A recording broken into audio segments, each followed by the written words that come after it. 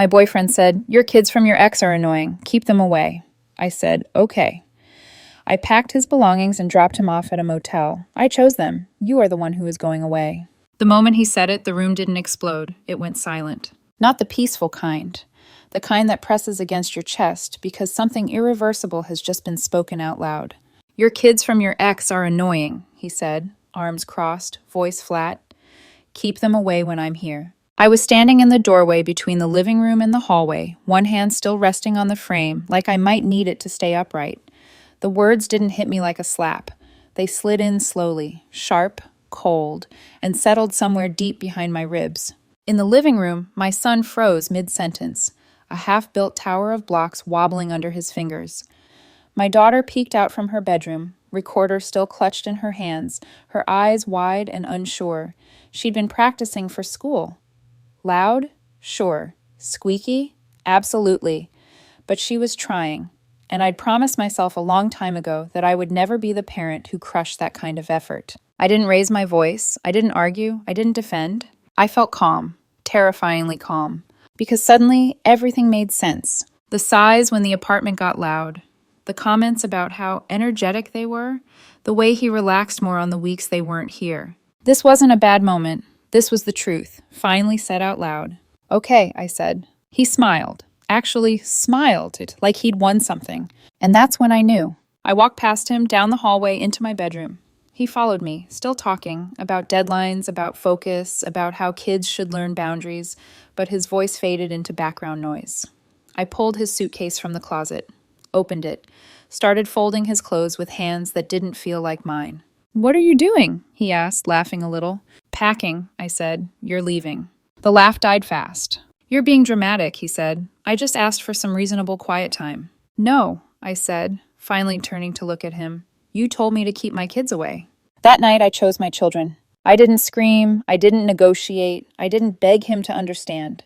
I packed his things, drove him to a motel, handed him his bags, and went home to my kids. Now it's after midnight. The apartment is quiet. The kids are asleep. And I'm sitting here wondering if I overreacted.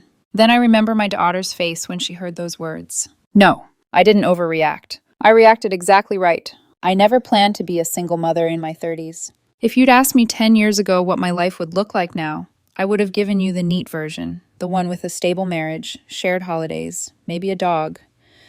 Not divorce papers, not a custody calendar taped to the fridge, not learning how to hold two completely different lives in my hands at the same time.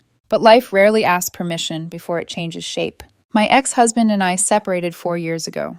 No screaming matches, no dramatic betrayals.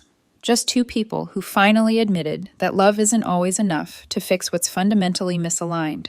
We tried counseling. We tried date nights. We tried staying quiet about the things that bothered us.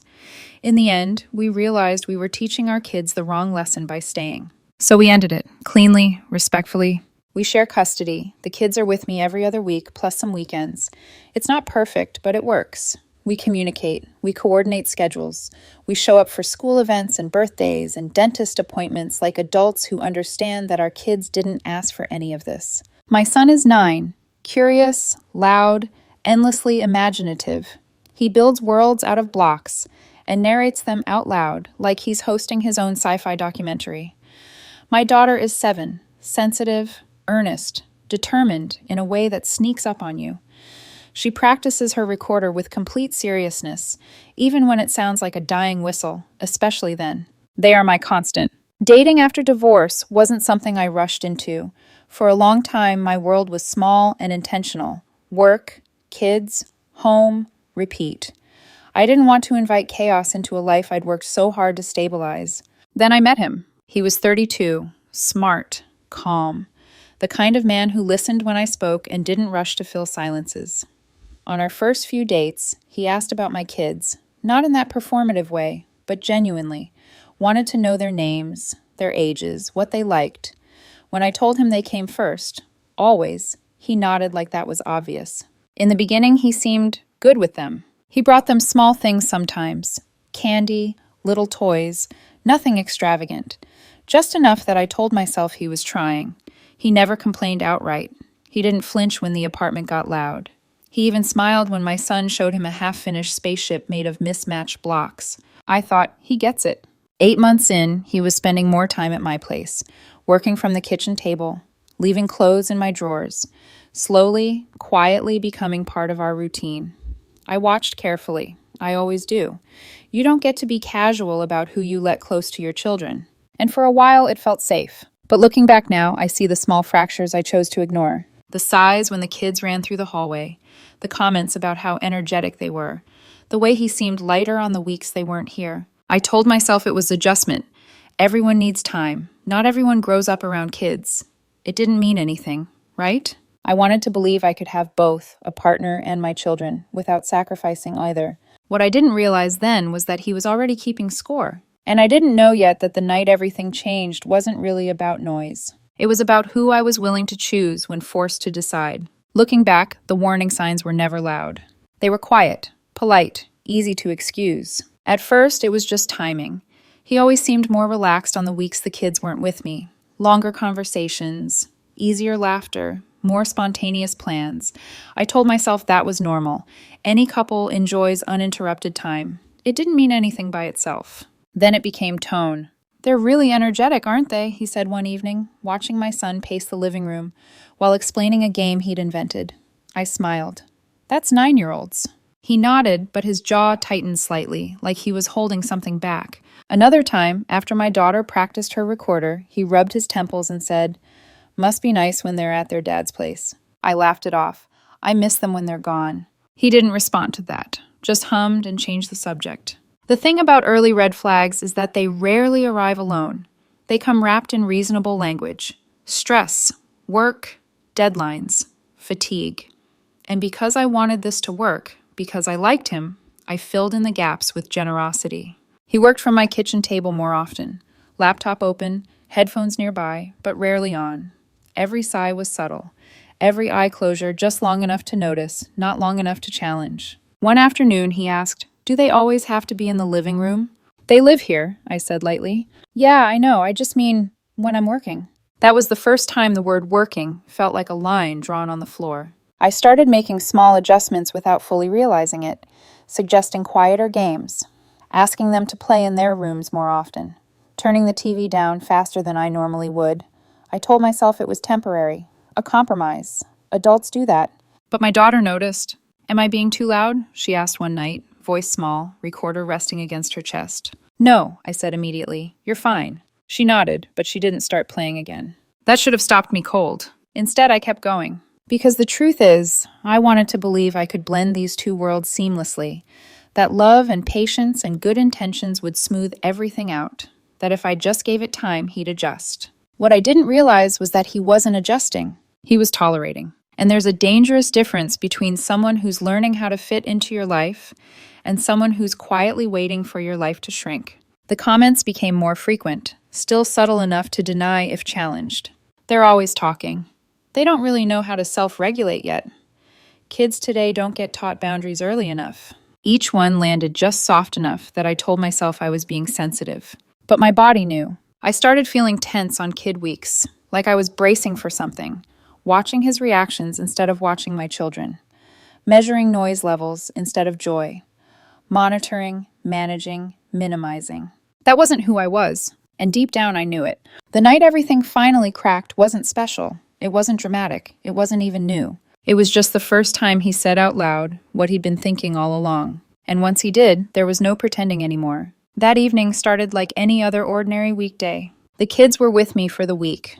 Dinner was already done, dishes stacked in the sink, the kind of quiet chaos that comes with early evening, before bedtime, before exhaustion settles in. My daughter was in her room practicing her recorder for school, that plastic instrument every third grader seems to get, high-pitched, off-key, painful if you're not the one loving the child holding it. She wasn't good yet, but she was trying. In the living room, my son sat cross-legged on the floor, blocks spread everywhere, building something elaborate. He narrated every move. Spaceships, alien invasions, emergency landings.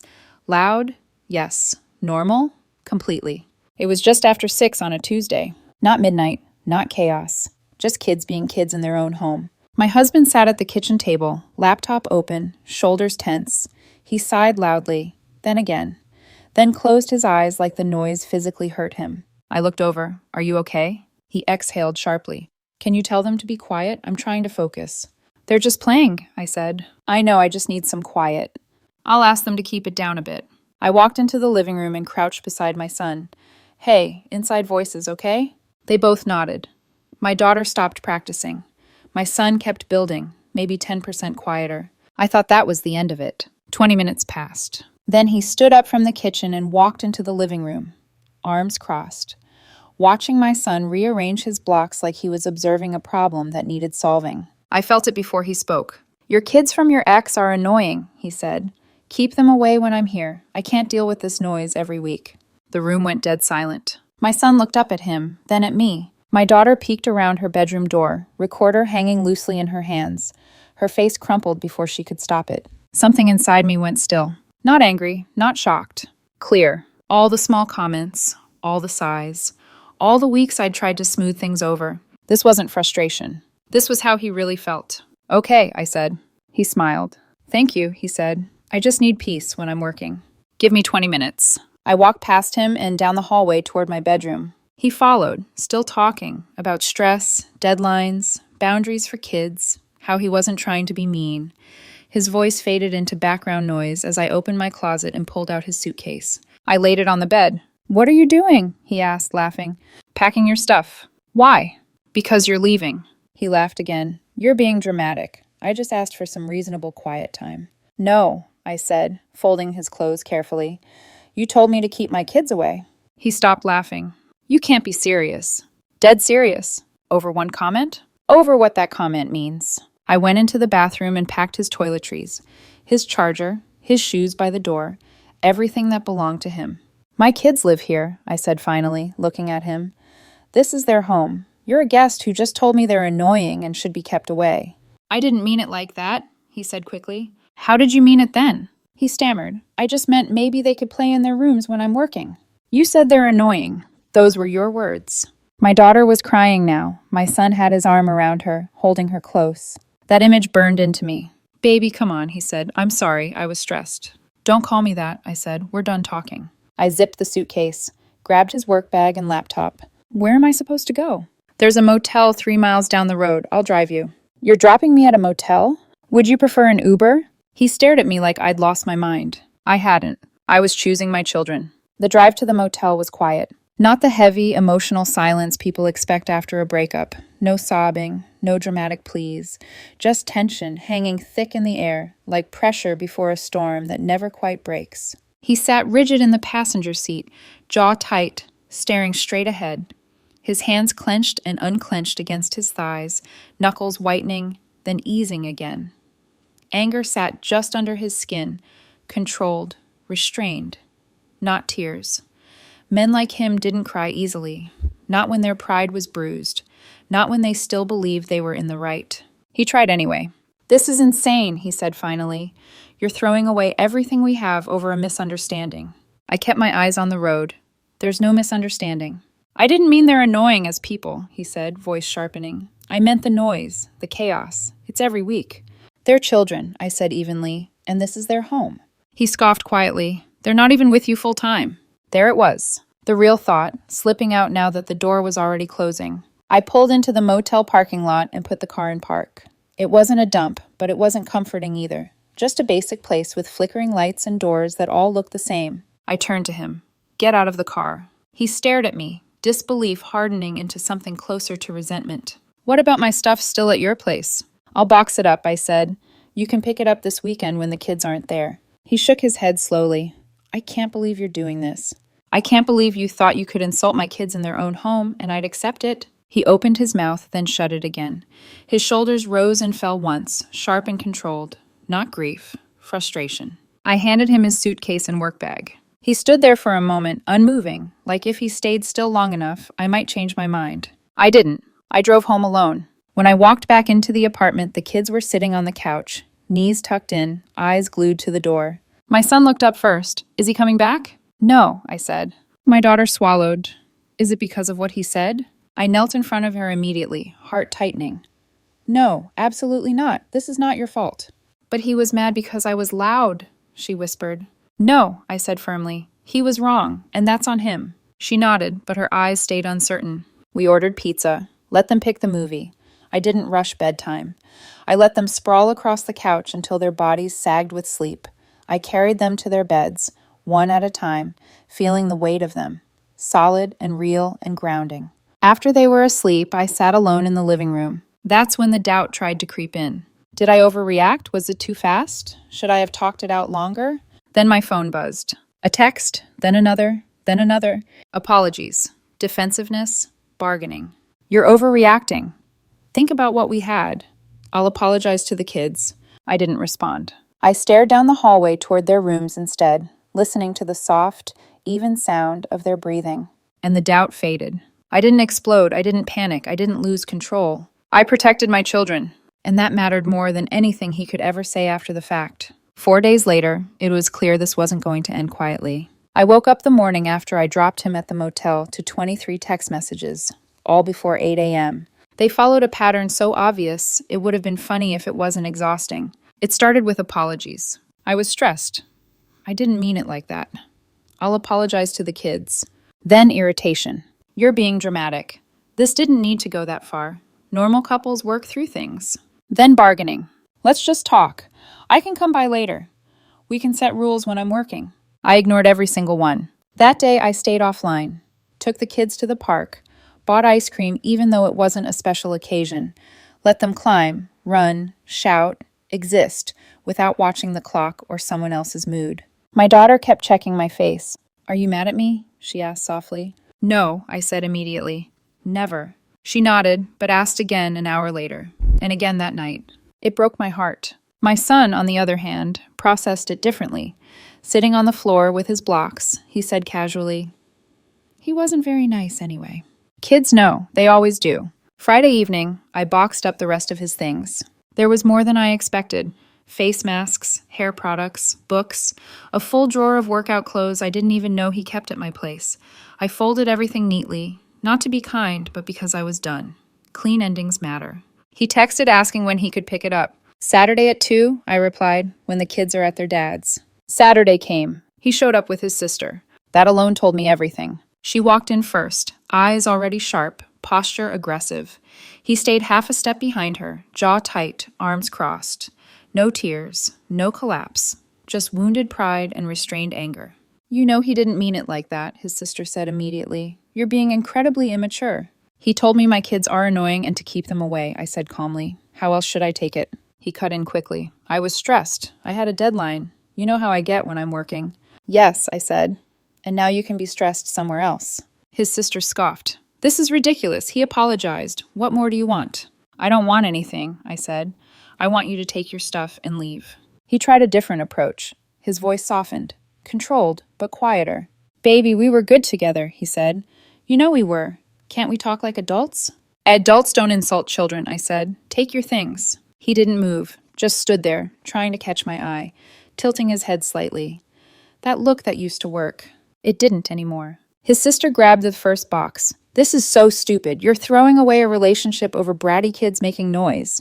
I stepped forward. Call my kids bratty again. She stopped talking. The look on her face said she didn't think I'd actually say it or mean it. They loaded the boxes into her car. It took maybe 10 minutes. As they were leaving, he turned back one last time. You're going to regret this, he said.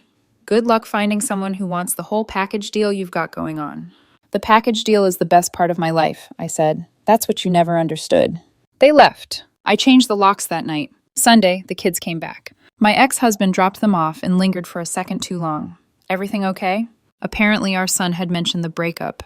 Yeah, I said, it just didn't work out. He studied my face. He knows me too well. Did he say something about the kids? It's handled, I said. That's what matters. He nodded. Didn't push. We might not be married anymore, but we're still a team when it comes to them. Monday morning, I woke up to messages from 3 of his friends. All variations of the same thing. I'm heartless. He's devastated. He made one mistake. I blocked every single one. Then, Tuesday afternoon, my phone rang. It was my landlord. Someone called and reported that you're illegally subletting your apartment and using it for short-term rentals. I almost laughed. That's not true, I said. I know, he replied. I just wanted to check. Everything's fine on your file. Did they leave a name? No, he said. Just said they were a concerned neighbor. Real subtle. I hung up and stared at the wall. This wasn't about hurt feelings anymore. This was retaliation. And I had a sinking feeling we were only getting started. I thought the worst of it was over. I was wrong. The week after the landlord call felt deceptively calm. The kind of quiet that makes you uneasy, not peaceful, just suspended. The kids and I slipped back into a routine: homework, dinner, a little TV before bed. No one sighing from the kitchen, no tension hovering in the air. The apartment felt lighter. Then, Wednesday night, my phone rang while I was still at work. It was my daughter's teacher. "There was an incident at pickup today," she said carefully. My stomach dropped. She explained it slowly, choosing her words. He had shown up at the school, stood near dismissal, scanning faces. When my daughter walked out, he approached her, tried to talk, told her he missed her, said he wanted to explain things, that I had misunderstood him. My daughter had stepped back. She told the teacher she didn't know him very well and felt uncomfortable. The teacher intervened immediately. I left work without even grabbing my bag. My ex-husband was supposed to pick them up that day, but he was running late. I called him first. He left his meeting immediately.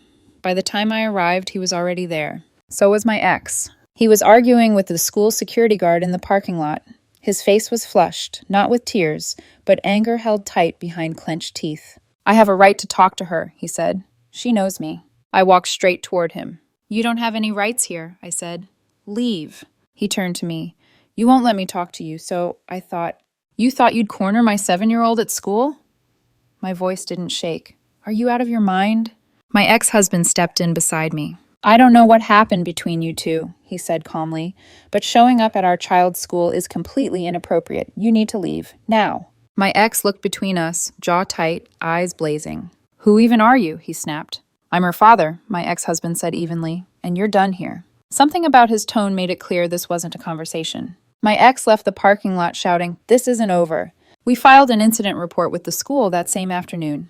They flagged his name. He was not authorized to be on campus, not to pick up the kids, not to talk to them, not for any reason. My daughter was shaken. She kept asking why my friend was at her school. I tried to explain in words a 7-year-old could understand, that sometimes adults make bad choices and don't respect boundaries. She nodded, but the fear lingered behind her eyes. Ice cream helped. A movie helped. But that night, after the kids were asleep, I sat alone on the couch and felt it fully for the first time. This wasn't heartbreak. This was something darker. The next day, his sister texted me.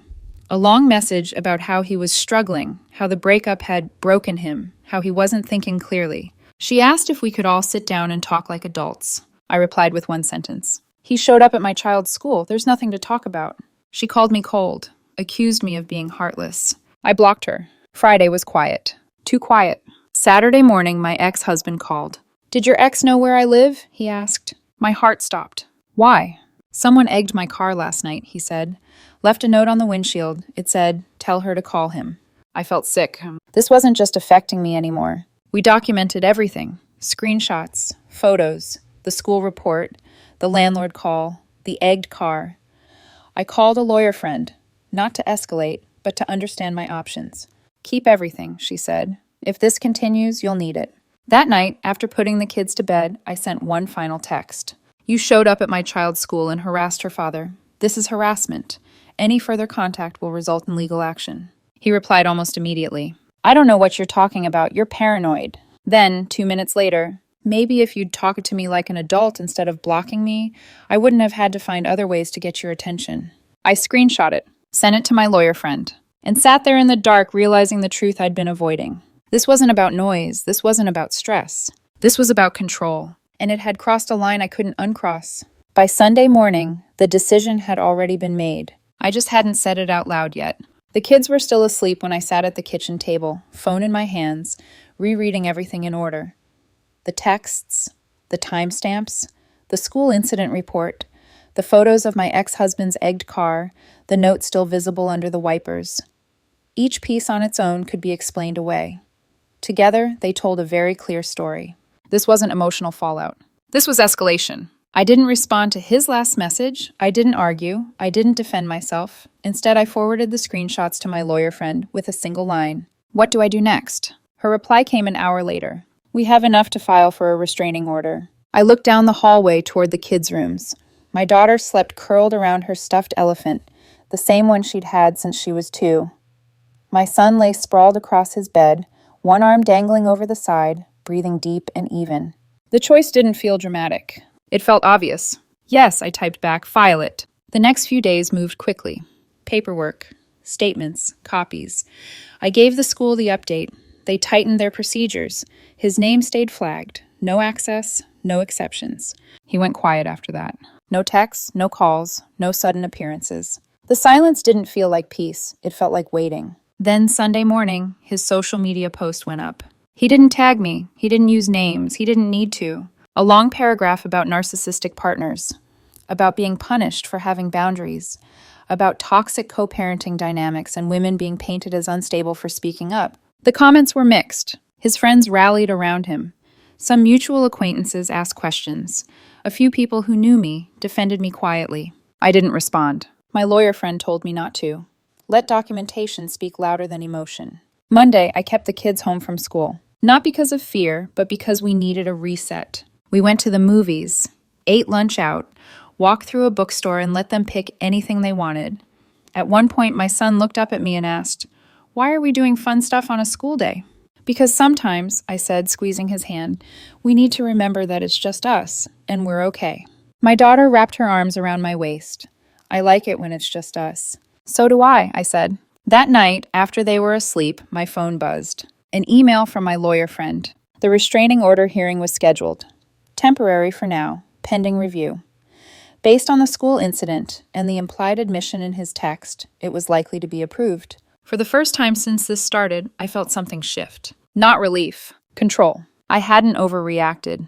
I hadn't been dramatic. I hadn't let emotion lead. I'd protected my children. Whatever happened next, I knew one thing for sure. I wasn't backing down. The hearing came faster than I expected. Temporary at first. That's how they always frame it. Just to be safe. As if safety is ever temporary when it comes to children. He showed up to court with his sister. Different posture this time. Shoulders slightly rounded, voice softer. No anger in his eyes. Just something rehearsed. Controlled. Like he'd finally realized this wasn't a situation he could talk his way out of. The judge reviewed everything. The school incident report. The screenshots. The photos of my ex-husband's car with the egg residue still visible. The note clear enough to read from 5 feet away. His lawyer tried to argue that he'd been emotionally distressed, that the breakup had affected his judgment, that he wasn't thinking clearly. The judge didn't interrupt, just listened. Then said calmly, "Showing up at a child's school requires planning, transportation, timing, clear intent. That doesn't align with an argument of confusion." I didn't look at him when the temporary restraining order was approved. I didn't need to. 2 weeks later, we were back in court. This time the tone was different. The judge had read everything again, asked direct questions, short ones, the kind that don't leave room to ramble. The order was made permanent. 3 years. No contact with me, no contact with my children, no contact with their father, no approaching our homes, no approaching their school, 500 feet, minimum. At the end, he tried to speak. "Your Honor, I just wanted to apologize to the children." "Stop," the judge said, cutting him off. "You don't get to approach children after being told no by their parent. That is not your right. This order stands." Walking out of that courtroom felt like closing a door I hadn't even realized was still open. His sister glared at me. I didn't react. This wasn't about winning. It was about ending something that should never have gone this far. The social media posts continued for about a week. Vague accusations, talk of legal abuse, and weaponizing systems. Most people stopped engaging. A few mutual friends reached out, asking quietly what had happened. I told them the truth, simply. "He showed up at my child's school without permission." That was enough. Eventually, the post stopped. Either he moved on, or someone smarter told him to stop documenting his own behavior online. The kids adjusted faster than I expected. My daughter stopped asking about him altogether. My son mentioned once that he liked how quiet the apartment felt now. Not the tense quiet, the good kind. My ex-husband and I became closer through all of this. Better communication, faster coordination, shared understanding that we were dealing with something that could have gone much worse if we hadn't acted quickly. He joked once that my terrible taste in men made him look better in hindsight. "At least I never showed up at the kids' school uninvited," he said. "Bare minimum," I replied. And yet somehow it counted. Life didn't magically become perfect, but it became stable again. Predictable, safe. And after months of holding my breath, that felt like everything. A month later, life didn't feel dramatic anymore. It felt normal. The kind of normal you don't appreciate until you almost lose it. The kids slept through the night again. My daughter stopped flinching when unfamiliar cars slowed near the school. My son went back to narrating his block creations at full volume, completely unbothered by the space he took up in the world. The restraining order held. Temporary became permanent. 3 years of distance. Legal, enforced, unquestionable. When the judge finalized it, I felt something close inside me. Not anger, not sadness. Finality. The social media noise faded. Mutual friends stopped asking questions. Whatever story he needed to tell himself, he could tell it somewhere far away from us. A couple of weeks later, I was at the grocery store with my daughter. She stood frozen in the cereal aisle, debating between 2 boxes that looked almost identical. A man stopped beside us, basket in hand. "Important decision?" he asked lightly. My daughter looked up at him, serious. "They taste the same."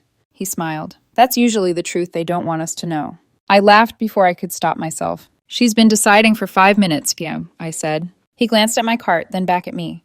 "Single mom?" That question used to feel heavy, like an invitation to explain my whole life. But this time it didn't. "Yes," I said. "Joint custody with their dad. They're with me a lot." He nodded. "That's good. Kids need that." No judgment, no awkward pause, no comments about noise or energy, just respect. We talked for a few minutes. Normal conversation. When he left, he handed me his number. "No pressure," he said. "If you ever want to grab coffee." I took it. I haven't called yet. Maybe I will. Maybe I won't. Because I'm not rushing anymore. What I learned from all of this is simple, but it took pain to learn it. My children are not baggage. They are not an inconvenience. They are not something to tolerate. They are the best part of my life. Anyone who asks me to shrink them, silence them, or keep them away doesn't belong anywhere near us. That night, I tucked my daughter into bed. She looked up at me, holding her stuffed elephant. "Mom," she said softly, "you know how some kids have adults in their lives who are mean in movies?" "I've seen those," I said. "I'm glad you didn't pick one of those." I smiled and brushed her hair back. "Me too, sweetheart."